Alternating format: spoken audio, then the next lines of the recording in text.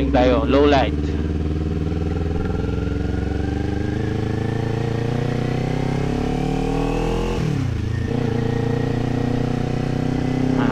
Testing Insta360 Ace Pro Pure Video testing. Tingnan natin kung it lives up to the hype. Plus nakakabit si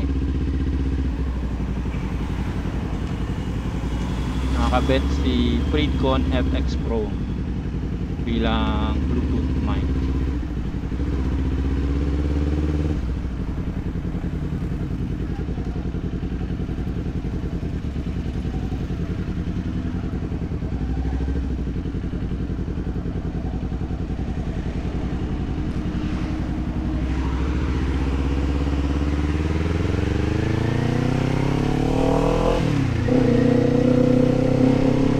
Natin to.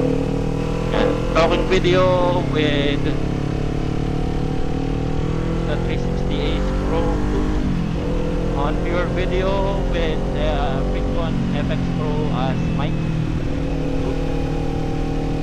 Yun. Tingnan natin kumusta ang audio and kumusta ang kanyang video.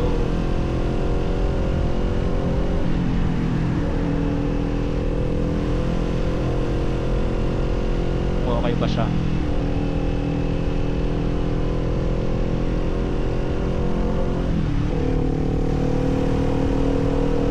Sana maganda, no? Kasi feeling ko naman okay siya. I mean, pag ganito, masarap mag-vlog talaga kapag yan yung mga gamit mo. Kasi isa pa, pag kinabit mo siya as mic yung phones mo, yun dito wireless, di ba? Tapos meron dito si Freedcon na si Ace Pro na, so ano pa naman siya, kaya pa naman or ganitong pa naman, kaya pa papalag pa kasi 4K din naman yun, though 30 fps lang siya, pero hindi naman ako shoot ng 4K. 2.7 ang pinakamalaki, 2.7K, tapos yun 60-30 fps din. Okay pa rin naman, tas color grade, diba? So palag-palag mo siya kahit paano, if hindi ka naman anyway, ganda lang ang 4K, meron kang leeway pag gusto mo mag-crop, marami kang medyo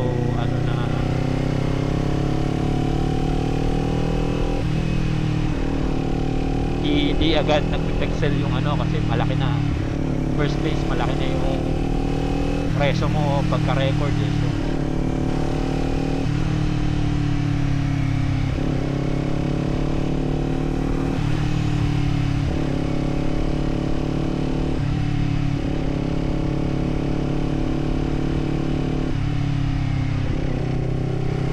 anyway, yan testing low light yung pure video ni Ace Pro and yung mga comms gagamitin. Next time gamitin kong helmet yung nakasena ng E30. Try natin kung may difference pa siya sa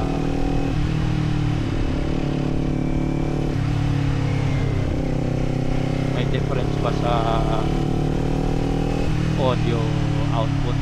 Mas maganda ba mic ni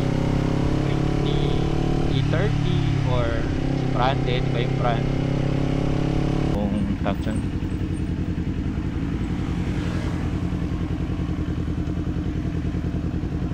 Pwede mong i-mix yung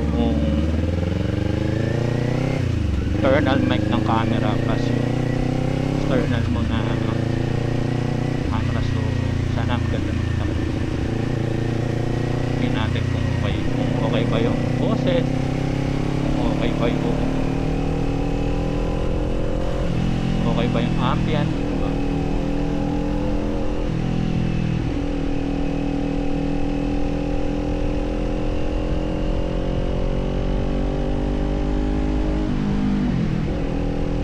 Dito yung yung low light.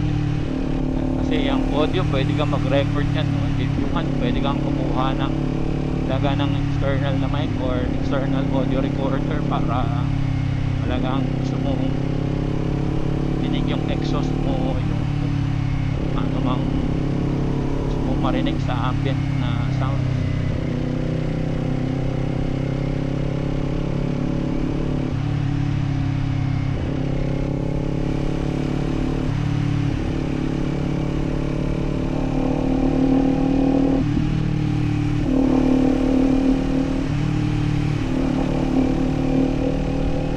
Yan. Sana maganda. Pero kumbaga ito yung first ko na talking video talaga if ever. Kasi parang fail yung sa ano ko eh. Fail yung nangyari sa 360 plus yung Sena eh. Parang puro boses lang yung naririnig eh. Idinig yung ambient pero hindi ganun ka ano pa ganda. Hindi ganun kalakas.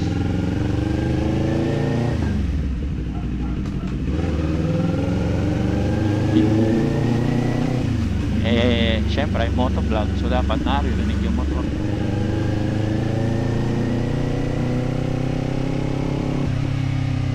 Di naririnig eh. So,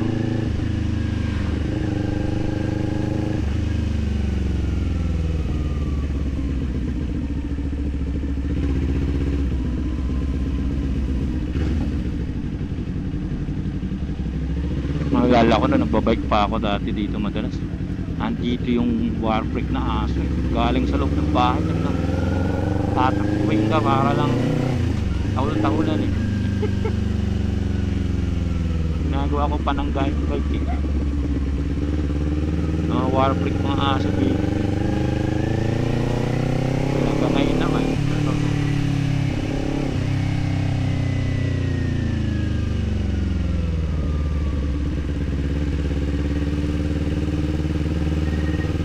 atong tubig.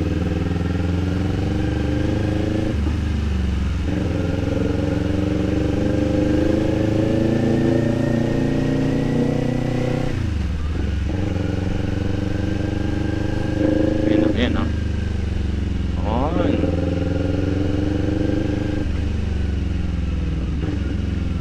Anyway.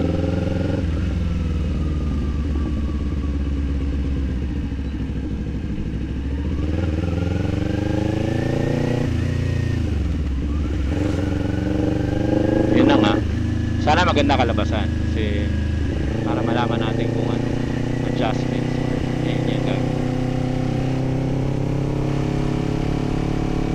Anyway, marami na tayong mga cut off so yan, yun na nga. Testing pa lang to, testing. Let's try malaman natin kung pura ba ang ano. So ayun, hanggang dito na lang.